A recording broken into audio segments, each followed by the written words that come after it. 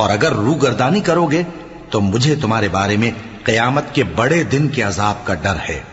تم سب کو اللہ کی طرف لوٹ کر جانا ہے اور وہ ہر چیز پر قادر ہے۔ دیکھو یہ اپنے سینوں کو دوہرا کرتے ہیں تاکہ اللہ سے چھپ جائیں۔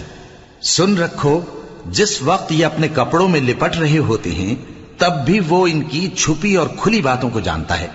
وہ تو دلوں کی باتوں تک سے آگاہ ہے، اور زمین پر کوئی چلنے پھرنے والا نہیں مگر اس کا رزق اللہ کے ذمے ہے۔ وہ اس کے رہنے کی جگہ کو بھی جانتا ہے اور جہاں سونپا جاتا ہے اسے بھی۔ یہ سب کچھ کتاب روشن میں لکھا ہوا ہے، اور وہی تو ہے جس نے آسمانوں اور زمین کو 6 دن میں بنایا، اور اس وقت اس کا عرش پانی پر تھا۔ تمہارے پیدا کرنے سے مقصود یہ ہے کہ وہ تم کو آزمائے کہ تم میں عمل کے لحاظ سے کون بہتر ہے۔ اور اے نبی، اگر تم کہو کہ تم لوگ مرنے کے بعد زندہ کر کے اٹھائے